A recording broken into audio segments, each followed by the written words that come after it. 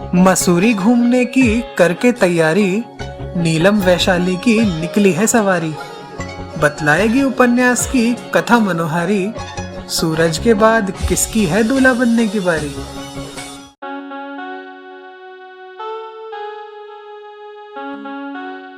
Can I hold your hand, एक खूबसूरत एहसास, कोमल अग्रवाल की कलम से निकला उपन्यास।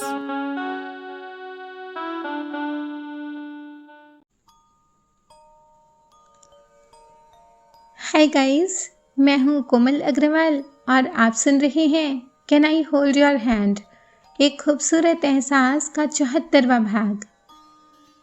कहानी के पिछले भाग में आपने सुना कि सूरज छोटू के हुए अपमान से तिलमिला उठता है और उसे खुश करने के लिए रुपए देता है। वैशाली और हरीश की मुलाकात का बंदोबस्त करने वह वैशाली के मॉम डैड को राज़ी कर लेता है उसे अपने साथ मसूरी ले जाने के लिए। नीलम के लिए दिल्ली से मंजीत का रिश्ता आता है और गुरविंदर मान जाते हैं। पाखी को प्रशांत से डांट पड़ती है सूरज की बात न मानने की सजा के रूप में। अब आगे। अभी पाखी सोच ही रही थी कि सूरज उसके एक छोटे से रूम में सिंगल बेड पर कैसे सोएगा कि तभी सूरज ने प्यार जताते हुए उसे अपनी बाहों में समेट लिया। मेरा ऐसे तुम हो मेरी जान, और अब हम तुम भी तो सिंगल हैं। उसकी बातें सुन पाखी फिर उसके प्यार में डूब गई। जानते हो, कभी कभी मुझे लगता है मैं एक हसीन सपना देख रही हूँ और मुझे यकीन करना मुश्किल होता है कि मैंने तुम्हें पा लिया है। पाखी उसकी बाहों के घेरों में समा गई। और मुझे क्या लगता है पता, जैसे मेरे सारे ख्वाब पूरे हो गए तुम्हें पाकर। सूरज ने उसके गालों पर किस किया। अगले दिन सब मसूरी जा रहे थे। वैशाली, नीलम और पाखी तीनों एक साथ बैठी थी। सूरज उन्हें हंसाता गुदगुदाता सामने की सीट पर बैठा हुआ था। अपना मंजीत तो बड़ा बहादुर निकला, सांप के बिल में हाथ डाल दिया। सूरज ने कमेंट किया, आपने भी तो वही किया है जीजू। वैशाली कहाँ पीछे रहती, मगर नीलम का चेहरा उतरा हुआ था। मुझे नहीं करनी उस लंगूर से शादी। क्यों मगर? सबने एक साथ पूछा। शादी में हमें कैसे नीचा दिखाया था, याद नहीं? और हाँ, बदला लेने की बात भी तो कही थी, शायद इसलिए रिश्ता भेज दिया। नीलम आशंकित होते हुए बोली। सूरज को यह बात हजम नहीं हुई। मैं उसे कॉलेज से जानता हूँ, वह एक नेक लड़का है नीलम, और फिर वह तुम्हें पसंद भी तो करता है। मगर मैं उसे पसंद नहीं करती, नीलम ने कहा। आपने अच्छा नहीं किया जीजू, वह सुबकने लगी। पाखी ने उसे समझाते हुए कहा, अगर तेरे जीजू कह रहे हैं कि वो अच्छा लड़का है तो कुछ सोच समझ के ही तो बोल रहे होंगे ना। भरोसा तो करके देख एक बार उस पर। मुझे तो भाई उसमें कुछ खराबी दिखी नहीं, मजाक तो शादियों में चलता ही है। वैशाली ने भी उसे समझाने के मकसद से कहा। सूरज को नीलम की बात बहुत बुरी लगी। वह खामोश हो गया। जाने उसके मन में क्या चल रहा था। जीजू को नाराज कर दिया ना तूने, वैशाली ने नीलम को डांटा।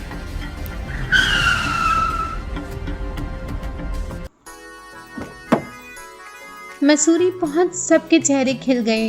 मौसम की तासीर ही ऐसी थी कि जो आता था अपनी उदासी पीछे छोड़ आता था। देवदार के सघन वृक्ष, कोहरे से ढकी दिशाएं, सब कितना सुहाना प्रतीत हो रहा था। सूरज तैयार होकर होटल के लिए निकल गया। कितने दिनों के बाद आज वह होटल आया था। प्रभात अकेले ही सारा काम संभाल रहा था। उसे देखते ही होटल में हलचल मच गई।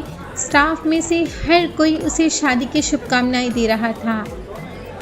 फ्रांसिस और लिली के सौजन्य से उसकी शादी का आंखों देखा हाल होटल में लाइव चल चुका था। वह अपने कैबिन में न जाकर प्रभात के साथ अप्सरा विंग में गया। कारपेट्स, लाइट्स, झूमर सब लग गए सूरज बाबू। प्रभात एक एक चीज़ का ब्यौरा दे रहा था। कारपेट्स की पेमेंट हुई? सूरज ने पूछा। वो तो एडवांस में ही करवा दी, प्रभात ने कहा।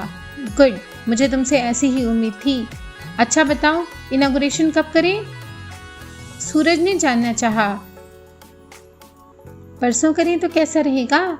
माता जी कहती हैं कि सोमवार का दिन सबसे शुभ होता है। प्रभात की इस बात पर सूरज को हंसी आई। और भी दिन शुभ होते हैं भाई।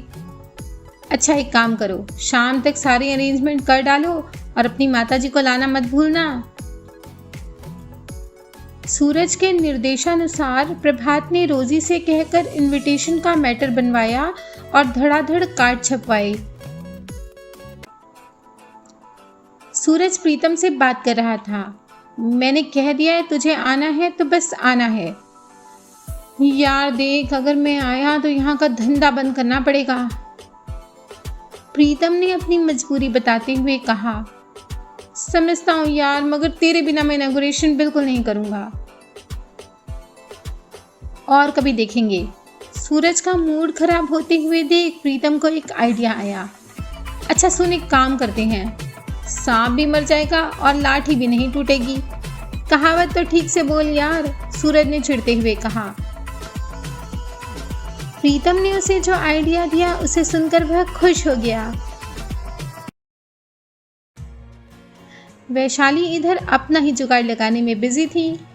तू बोल ना हरीश को कि मसूरी आएंगे। पाखी सूरज के आने की बात कह उसे टाल मटोल रही थी। सूरज जैसे ही शाम को होटल से वापस आया, वैशाली ने उसके सामने अपनी फरमाइश रख दी। वादा भूल तो नहीं गए ना जीजू? सब याद है भाई। सूरज ने फोन लगाया।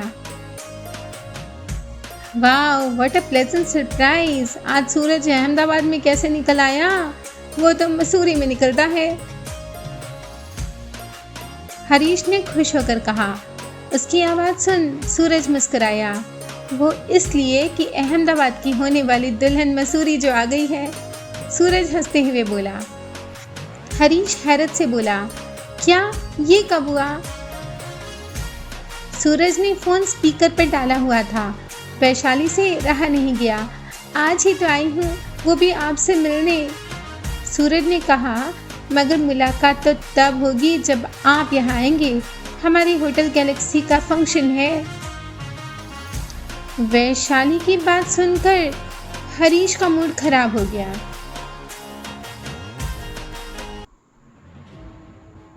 वह बोला, मैं किसी से मिलने नहीं आऊँगा। और ज़रा पूछिए अपनी साली साहिबा से कितनी इंसल्ट हुई उनके घर में मेरी, और वो अपने डियर डैडी के सामने मेरा फेवर भी नहीं कर सकी। उन्हें डिनर पर ले जाने की बात ही तो की थी मैंने, कौन सा भगा कर ले जा रहा था। सूरज बात संभालते हुए बोला, अरे हरीश जी, ये सब तो चलता ही रहता है। एक बार आप यहाँ आ जाएंगे तो सारी मिसअंडरस्टैंडिंग क्लियर हो जाएंगी। उसके बाद हरीश ने क्या कहा ये तो किसी को पता नहीं चला, मगर सूरज का उतरा मुंह देखकर पाखी ने पूछताछ शुरू कर दी। सूरज कुछ देर तो चुप रहा, फिर बोला, एक बैड न्यूज़ है। सबको जोर का झटका लगा। पाखी ने हिम्मत कर पूछा, कैसी न्यूज़? नीलम भी बोल पड़ी, हरीश जीजू ने आने से मना कर दिया। उससे भी ज़्यादा बुरी बात कही उन्होंने। बोले कि ऐसी कंजर्वेटिव फैमिली में शादी नहीं करेंगे वो, और उन्होंने सगाई तोड़ने का ऐलान कर दिया है। वैशाली पर तो जैसे घास ही गिरी। क्या बोल रहे हैं जीजू? ऐसा कैसे? मतलब सगाई तोड़ दी, शादी नहीं करेंगे? वैशाली पागलों की तरह बड़बड़ाती चिल्लाती जा रही थी। पाखी और नीलम भी हतप्रभ उसे देख रहे थे। मेरी बात करवाइए अभी के अभी उनसे। हाँ और क्या, कोई मजाक थोड़ी ही है, पाखी ने कहा। बात करने का कोई फायदा नहीं, वो अभी गुस्से में है। उसे 2-1 दिन का वक्त दो, फिर हम लोग हैं ना उसे समझाने के लिए। सूरज ने स्पष्ट किया। सभी को उसकी बात ठीक लगी। वैशाली अभी भी रोई जा रही थी। नीलम ने किसी तरह उसे बहलाकर खाना खिलाया। उसके सोने के बाद सूरज, पाखी और नीलम को दूसरे कमरे में ले गया। उन लोगों के बीच क्या बातें हुई ये तो पता नहीं, मगर अब वो दोनों सामान्य दिखाई दे रही थी। इधर ये तीनों अपनी खिचड़ी पका रहे थे, इधर होटल गैलेक्सी के कैबिन में कुछ और ही पक रहा था। रॉकी मैनेजर भानु से पूछ रहा था, कुछ बंदोबस्त हुआ क्या अपने खिलाड़ी को छुड़वाने का?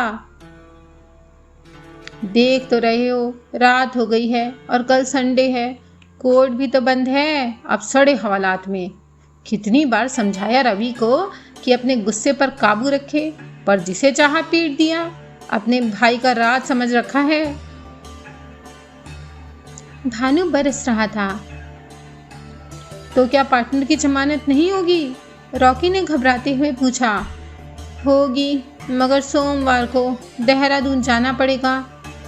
फिर उसके बाद वकीलों के तलवे चाटो, रुपए खिलाओ, वो अलग। भानु अपने भाई रवि की हरकतों पर नाराज होते हुए बोला। तो फिर उद्घाटन का क्या होगा? रॉकी ने पूछा। वो है तो प्रभात, संभाले वही। वैसे भी तो दुम हिलाता फिरता है सूरज बाबू के सामने। भानु नाराज होते हुए बोला। पर बॉस तो आपके बारे में पूछेंगे ही। तुम संभाल लेना और कोई मेडिकल इमरजेंसी का बहाना बना देना। वैसे भी बहाने बनाने में तुम दोनों भाई एक्सपर्ट हो ही, भानु बोला।